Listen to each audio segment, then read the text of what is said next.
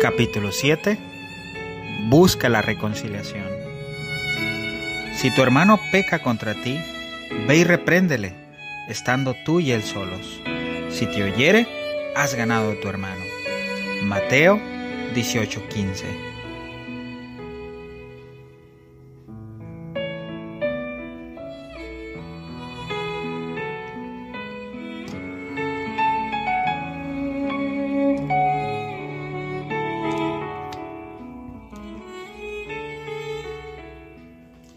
Cuando los creyentes pecan unos contra otros, se produce conflicto y distanciamiento.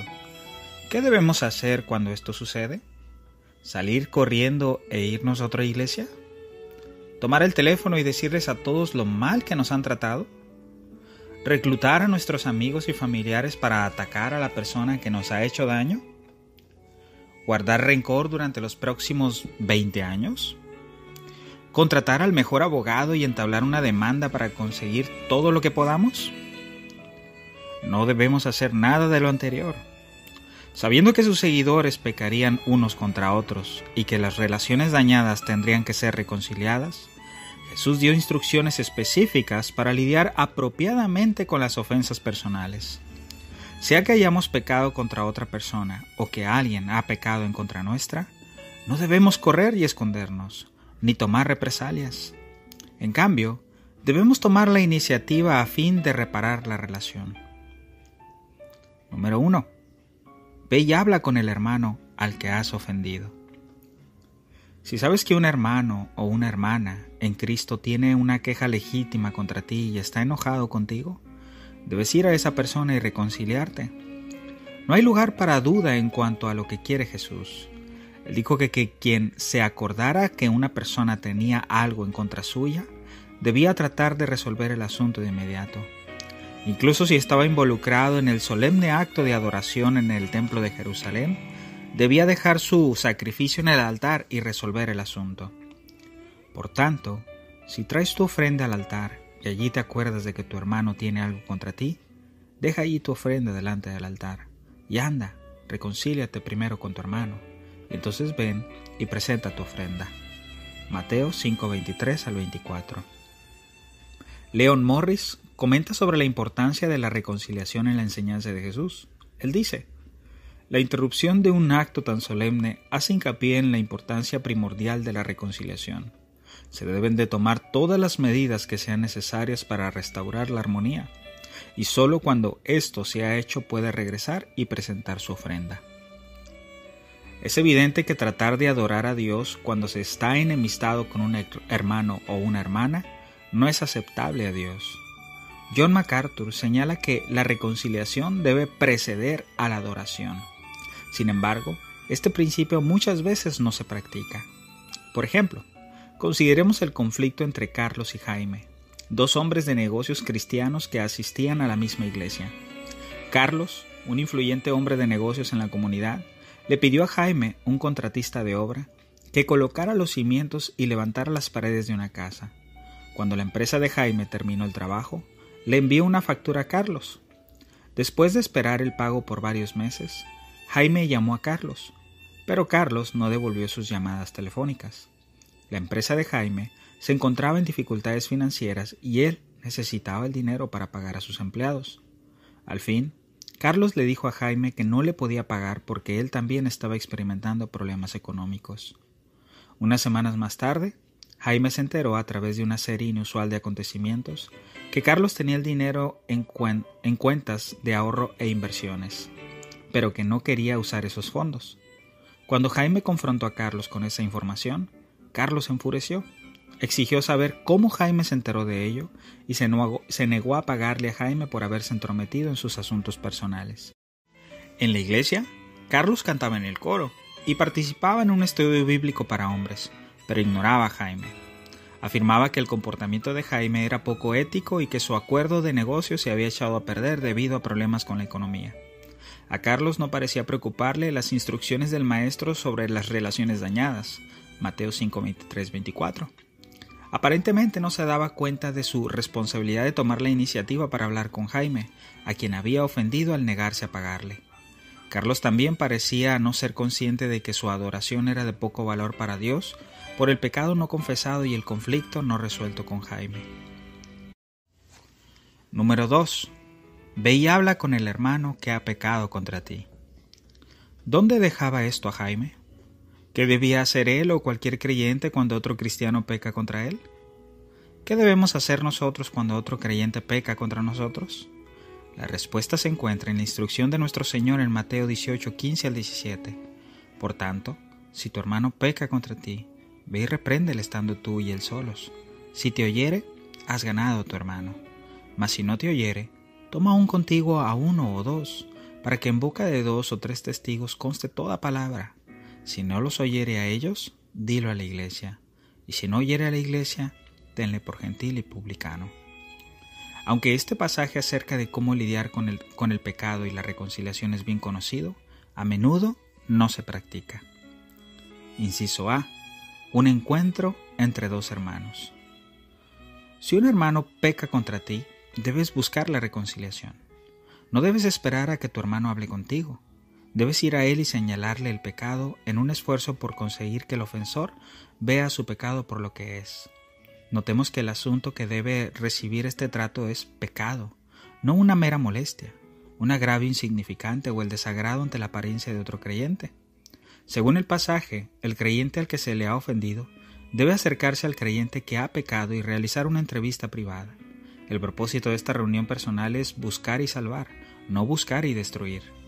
Al reunirse en privado es más fácil convencer al hermano pecador o a la hermana pecadora y protegerlo de una humillación. Al no involucrar al resto de la iglesia en el conflicto, se contribuye a mantener la paz y la unidad. Imagínate lo desagradable que sería el ambiente de una iglesia local si cada ofensa entre hermanos y hermanas se tratara a la luz pública. En violación directa de la enseñanza de Jesús acerca de reuniones privadas, cara a cara, entre hermanos o hermanas, algunos cristianos expresan sus quejas contra los demás a través de Internet, usando las redes sociales, blogs, chats e incluso el correo electrónico. Sin embargo, Internet no puede reemplazar una reunión personal, privada, en la que se puede ver la cara de la otra persona, escuchar su voz y observar las muchas sutilezas del lenguaje corporal, todo ello como parte del misterio de la presencia personal. Al realizar una reunión presencial, se optimiza la comunicación y la otra persona probablemente no parezca tan mala como podría presentarse en un airado ataque cibernético. Si como resultado de esta reunión personal el hermano pecador reconoce su error y se arrepiente, en palabras de Jesús, has ganado a tu hermano. Se ha logrado una victoria. Un hermano en Cristo ha sido restaurado, el pecado ha sido tratado correctamente, los hermanos se han reconciliado, Satanás ha sido derrotado, la unidad de la iglesia se ha conservado y se ha honrado a Dios. Es imposible captar plenamente el sentido de este pasaje a menos que entendamos la teología cristiana de la hermandad. Como creyentes en Cristo, somos miembros de la familia de Dios, verdaderos hermanos y hermanas. Tenemos el mismo Padre Celestial y el mismo hermano mayor, el Señor Jesucristo, Romanos 8:29. Compartimos la misma vida, dada por el Espíritu Santo. Esta relación familiar eterna es más fuerte que cualquier relación de sangre. Esa es la razón por la cual Jesús dio a cada creyente la responsabilidad de lidiar con las ofensas personales y no dio esa responsabilidad a los funcionarios de la iglesia. Los creyentes son hermanos y hermanas en Cristo y, por lo tanto, tienen tanto el deber como el derecho de hablarse entre sí sobre las ofensas, a fin de reparar las relaciones familiares que se han cortado por el pecado. En nuestra situación hipotética entre Jaime y Carlos, según Mateo 18, Jaime tendría que pedirle a Carlos una cita para una reunión privada, a fin de poder resolver el problema de la falta de pago por el trabajo realizado y para restaurar la unidad de su relación en Cristo. Jaime y Carlos se reunieron, pero la reunión fue un fracaso. Carlos solo se centró en que el comportamiento de Jaime fue opuesto a toda consideración ética al descubrir información sobre sus finanzas personales. Acusó a Jaime de ser chismoso y de haber pecado contra él al contarles a otras personas acerca de su desacuerdo financiero. Jaime insistió en que Carlos había pecado contra él al negarse a pagar la deuda, teniendo el dinero para hacerlo. Ambos salieron de la reunión enojados y frustrados. Carlos tenía la idea que el asunto estaba concluido y no tenía sentido hablar más. ¿Qué debía hacer Jaime? B. Una reunión con testigos. A esta altura, muchos en la posición de Jaime se darían por vencidos y desearían nunca volver a tratar con el ofensor. Sin embargo, en la familia de Dios, esto no es aceptable. El pecado debe ser confrontado y las relaciones familiares deben ser restauradas. Por eso Jesús enseñó que si en la reunión privada el hermano que ha pecado no reconoce su falla, debe tomarse un segundo paso. Mateo 18, 15 al 16. El segundo paso es ir nuevamente donde el ofensor, esta vez con uno o dos hermanos en la fe como testigos y mediadores. Citando las Escrituras del Antiguo Testamento, Jesús dijo que el propósito de la segunda reunión es que en boca de 2 o 3 testigos conste toda palabra. Mateo 18, 16. La intención con esta pequeña delegación es que el asunto lo conozcan solo unas pocas personas. Sean o no estas personas testigos de la infracción, lo más probable es que no lo sean, sirven como testigos de las acusaciones del creyente al que se le ha ofendido y las respuestas del ofensor. Estos testigos no son observadores pasivos. En un esfuerzo por rescatar al hermano descarriado, apoyan la reclamación del hermano ofendido y hacen todo lo posible para facilitar que el hermano que ha pecado escuche y se arrepienta. Actúan como mediadores y ofrecen consejo, advertencia y reprensión. Ayudan a asegurar un trato justo y equitativo para ambos individuos. En el caso de Carlos y Jaime, Jaime invitó a otro hombre de negocios de la iglesia y a uno de los ancianos de la iglesia a acompañarle para hablar con Carlos sobre el tema. En su segunda reunión, Jaime le dijo una vez más a Carlos que estaba pecando al no saldar la deuda y al negarse a elaborar un plan de pago. Carlos respondió acusando a Jaime de ser un desconforme, que no entendía que todos en los negocios asumen pérdidas. Volvió a acusar a Jaime de extender rumores malintencionados y dijo además que el trabajo realizado por Jaime era mediocre. Ante esa acusación falsa, Jaime se enojó mucho. Los dos testigos escucharon con atención sin hacer comentarios. Luego hablaron. Ambos testigos coincidieron en que Carlos había pecado contra Jaime al no pagar la factura y que estaba equivocado al tratar de excusarse por encontrar fallas en Jaime. También señalaron que los empleados de Jaime estaban sufriendo como consecuencia de que Carlos no había pagado lo que debía. Reprendieron a Carlos por tratar de transferir la culpa a Jaime y le pidieron a Carlos que trazara un plan de pago a fin de cancelar su deuda con Jaime tan pronto como fuera posible. Carlos se negó, diciendo que su empresa no podía pagar la factura. En ese momento se volvió agresivo, alegando que los 3 hombres lo habían herido profundamente. Él amenazó con conseguir un abogado y demandarlos por difamación y daños emocionales si le seguían presionando. Inciso C. Una reunión con la iglesia. El siguiente paso en el tratamiento de un hermano o una hermana no arrepentido es presentar el asunto a la iglesia, como Jesús indicó. Durante esta reunión, los testigos y el hermano ofendido deben explicar los detalles de la situación a los integrantes de la iglesia. Cada miembro de la iglesia tiene entonces la responsabilidad de apelar al hermano pecador para que se arrepienta. Si después de un periodo de tiempo especificado, el hermano pecador no hace caso a sus hermanos y hermanas y obstinadamente persiste en su pecado, debe tomarse un paso final. El individuo debe ser tenido como un gentil y publicano. Las palabras gentil y publicano se utilizan en un sentido negativo, conforme al uso acostumbrado de los judíos en los tiempos del Señor Jesús. Los gentiles y recaudadores de impuestos eran excluidos de la vida social de los judíos devotos. Hay límites en lo que un grupo de creyentes puede tolerar en cuanto a la rebelión flagrante y el pecado de uno de sus miembros. Cuando un miembro no se arrepiente y persiste en pecar, la comunión con esa persona debe retirarse, y él o ella debe ser excluido de la iglesia. Esta disciplina severa tiene por objeto proteger a la iglesia local de la corrupción moral y espiritual. También tiene como fin alertar al pecador de la gravedad de su pecado para que su espíritu sea salvo en el día del Señor Jesús. 1 Corintios 5:5. Este es el razonamiento detrás del reproche de Pablo a la iglesia en Corinto por su negligencia ante el pecado flagrante de un miembro que vivía en una relación sexual ilícita. Escribiendo con toda autoridad apostólica que había recibido de Cristo, Pablo le dijo a la iglesia exactamente qué hacer. No os juntéis con ninguno que llamándose hermano fuere fornicario, o avaro, o idólatra, o maldiciente, o borracho, o ladrón, con tal ni aun comáis. Porque, ¿qué razón tendría yo para juzgar a los que están fuera? ¿No juzgáis vosotros a los que están dentro? Porque a los que están fuera, Dios juzgará. Quitad pues a ese perverso de entre vosotros. 1 Corintios 5, 11 al 13. Cuando Carlos se volvió aún más obstinado después de la segunda reunión, Jaime tomó el siguiente paso de confrontación. Esto requirió valor y obediencia porque sabía que Carlos pelearía en lugar de ceder. Los dos testigos acompañaron a Jaime cuando él se reunió con los ancianos para informarles de su conversación con Carlos y su respuesta airada. Todos coincidieron en que debido a que Carlos no había reconocido su pecado, el asunto debía ser llevado a la iglesia en pleno. Uno de los ancianos llamó a Carlos para decirle que iban a realizar una reunión extraordinaria de la iglesia el domingo por la noche para informar de su incumplimiento en sus relaciones comerciales con Jaime y de su actitud rebelde.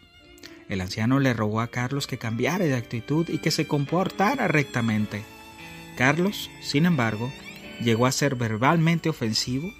Le dijo que su familia y amigos le acompañarían a la reunión y lo defenderían. De nuevo amenazó con iniciar un proceso legal si se daban a conocer los cargos en su contra y prometió que de esa forma acabaría con la iglesia.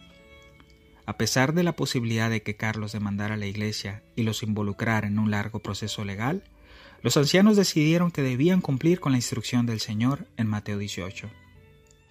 Anunciaron que un caso de disciplina sería presentado el domingo por la noche y que todos los miembros debían estar presentes.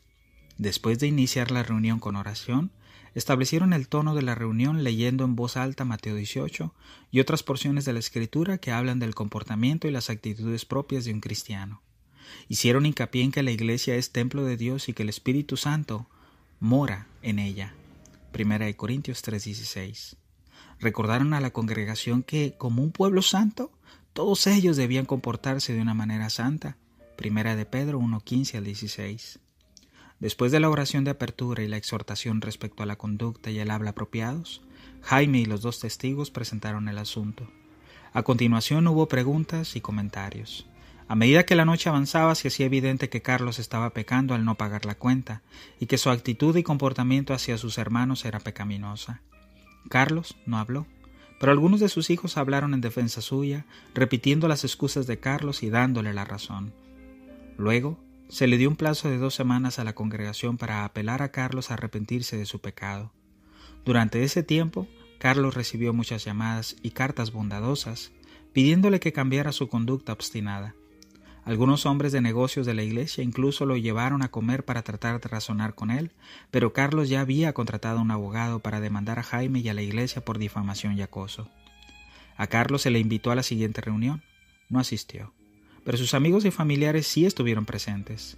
Durante la reunión, los ancianos leyeron Mateo 18 y 1 Corintios 5. La iglesia estaba de acuerdo en que Carlos era un avaro, maldiciente y ladrón que no deseaba arrepentirse. 1 Corintios 5, 11, 13. Y que por eso debía ser excluido de la comunión de la iglesia. Los ancianos luego contestaron preguntas relacionadas con el significado práctico de la expulsión. Esa semana, Carlos recibió una carta y una visita de algunos de los ancianos. Le dijeron que había sido expulsado, pero que si se arrepentía, sería recibido nuevamente con mucha alegría y con los brazos bien abiertos. Mientras tanto, sin embargo, no tendrían contacto social con él, y no era bienvenido en la iglesia. También invitaron a Carlos a reunirse con algunos de ellos para orar y estudiar la palabra de Dios, a fin de trabajar hacia su completa restauración. Carlos respondió: «Nos veremos en los tribunales». Inciso D. El rechazo de la disciplina correctiva de la iglesia.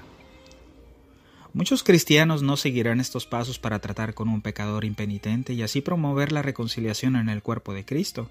Se niegan a practicar la disciplina oficial y corporativa de la iglesia para un miembro no arrepentido, a pesar de que Jesús les instruye a hacerlo, porque lo consideran demasiado severo o carente de amor.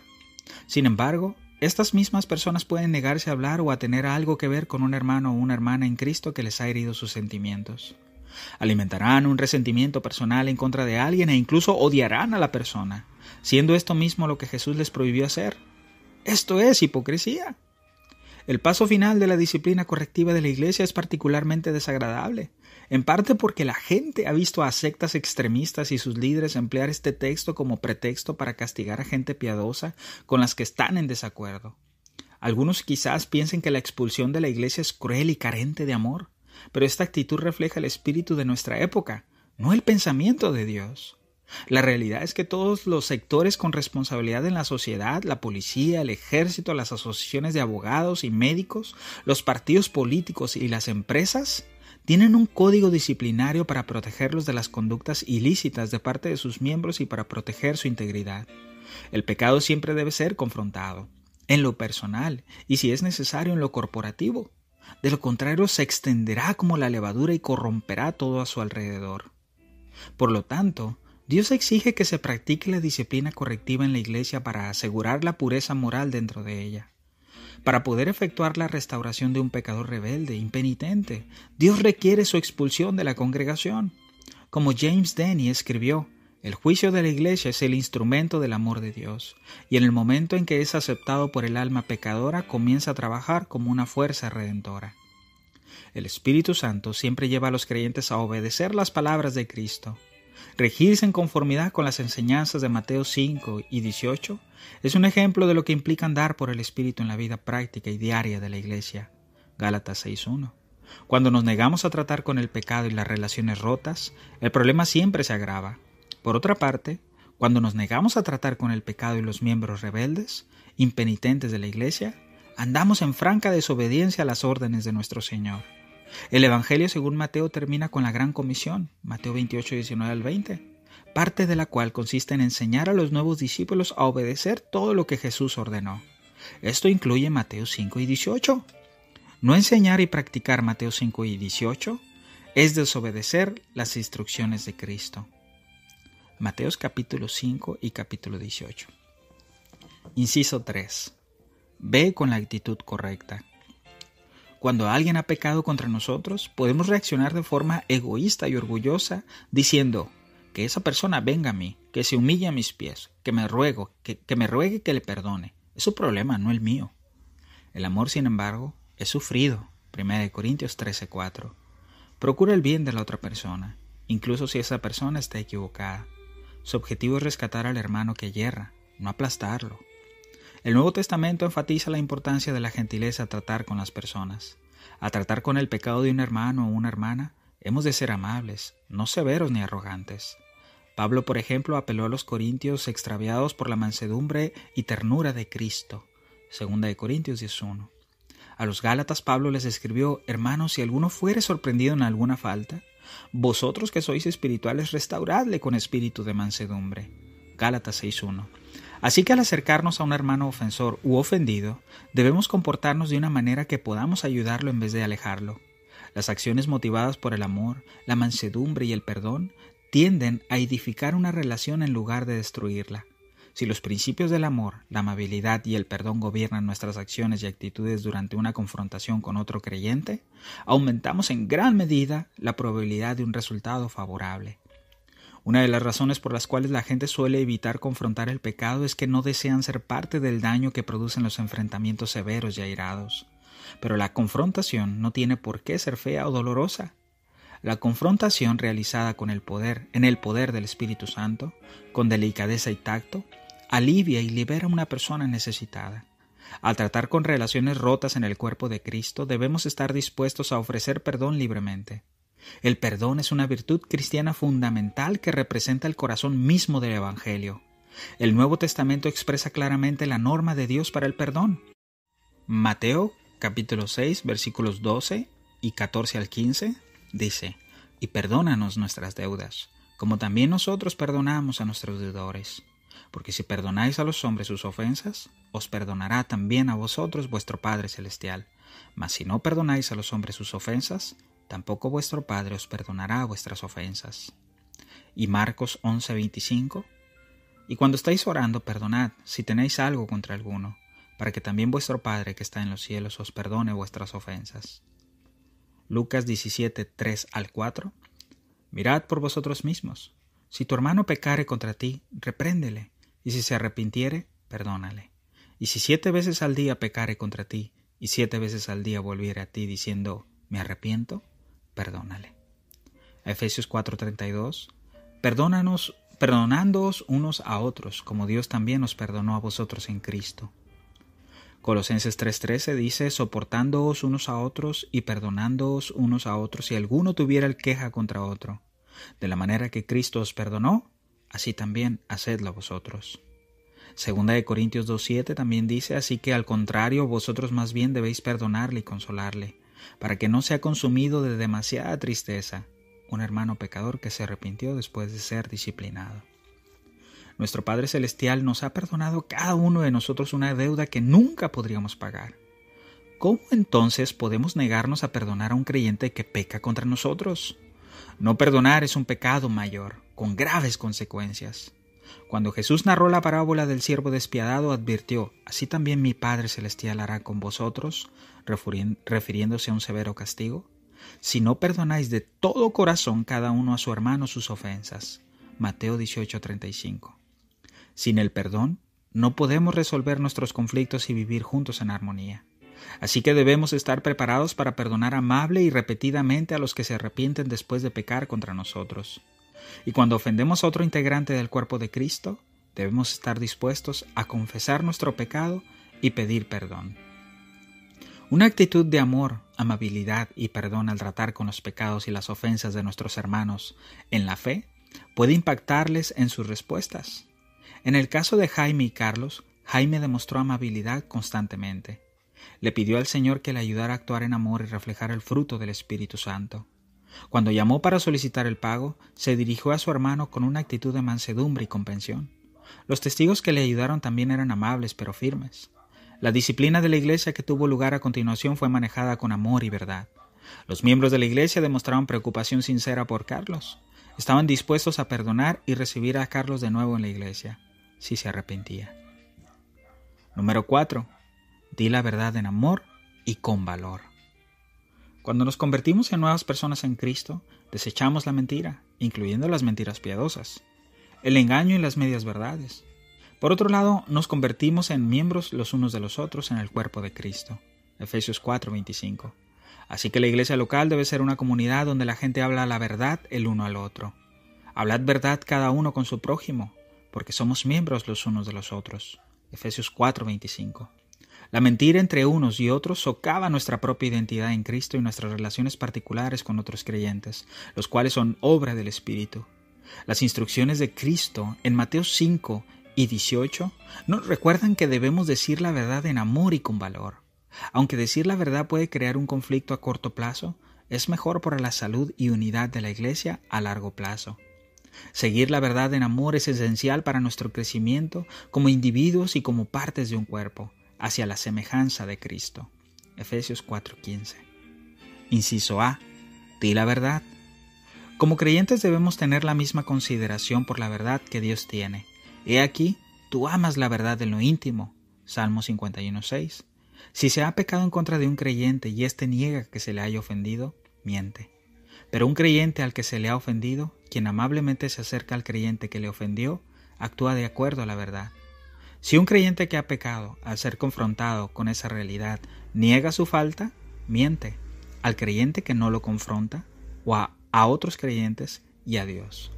Pero un creyente que confiesa o reconoce su pecado camina en la verdad.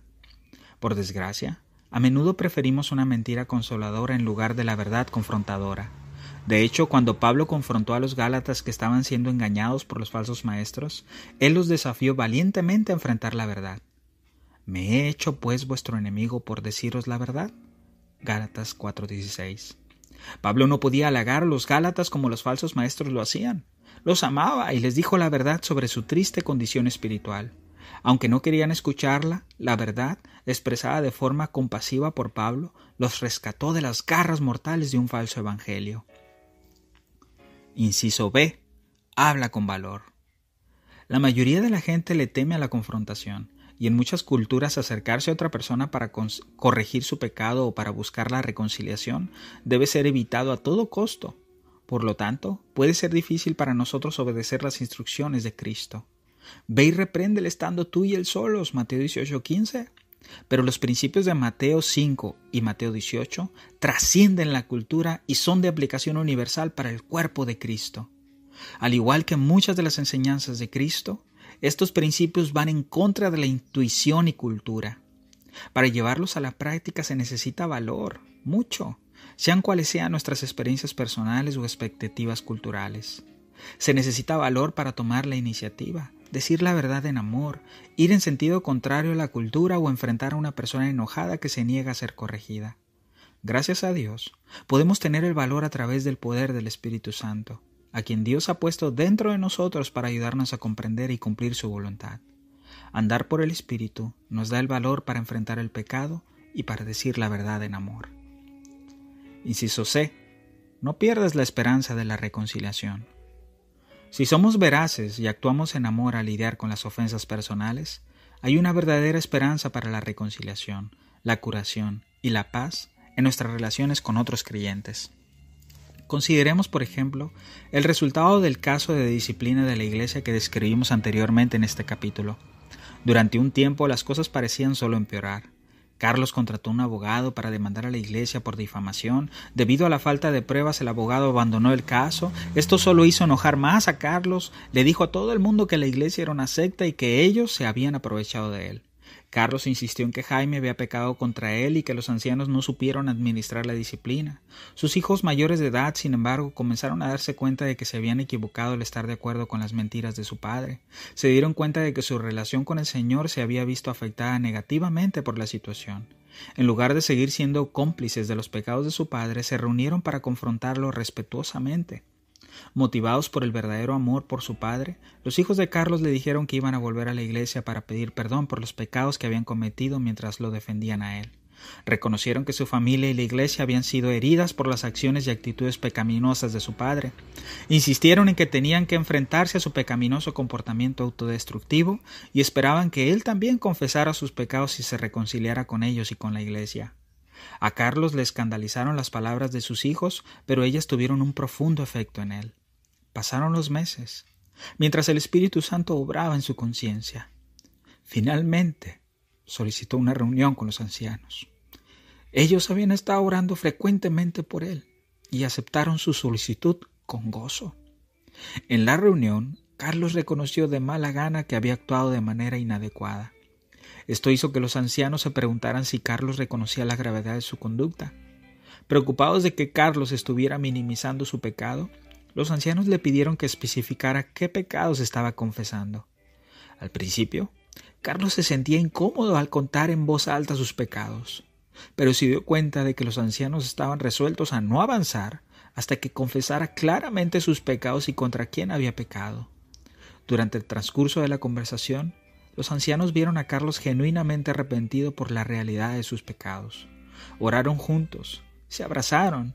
Fue un tiempo de regocijo en el cual no estuvieron ausentes las lágrimas. Después, Carlos voluntariamente saldó su deuda con Jaime. Fue reintegrado gozosamente a la comunión de la iglesia. Tomó medidas adicionales para renovar su amistad con algunos de los ancianos, invitándolos a comer o a cenar, expresando su profundo amor y respeto hacia ellos y por su valor al enfrentarse a su engaño rebelde y obstinado. Al final, el resultado del proceso disciplinario fue toda una victoria para la verdad del Evangelio. Por tanto, si traes tu ofrenda al altar y allí te acuerdas de que tu hermano tiene algo contra ti, deja allí tu ofrenda delante del altar. Y anda, reconcíliate primero con tu hermano, y entonces ven y presenta tu ofrenda. Mateo, capítulo 5, versículo 23 al 24. Principios claves para recordar. Número 1. Toma la iniciativa para restaurar las relaciones dañadas cada vez que se produce una ofensa. Sea que alguien ha pecado contra ti o que hayas pecado contra otra persona, adelántate a buscar la restauración de la relación. Número 2. Pon en práctica lo que enseña Mateo 5 y 18, hablando primero en privado con la persona que ha pecado. Si eso no da resultado, ve con 1 o 2 testigos. Si eso no funciona, comparte el asunto con la iglesia con el propósito de lograr arrepentimiento y la restauración de la relación. Número 3. Siempre di la verdad en amor. Número 4. Ten la disposición para perdonar y pedir perdón.